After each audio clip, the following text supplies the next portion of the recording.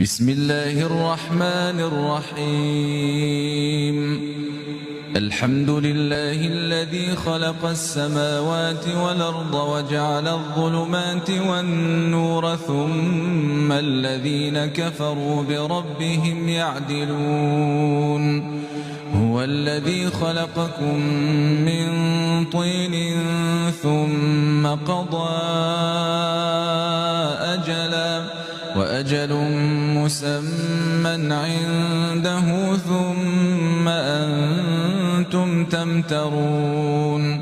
وهو الله في السماوات وفي الأرض يعلم سركم وجهركم ويعلم ما تكسبون. وما تأتيهم من آية من آيات ربهم إلا كانوا عنها معرضين.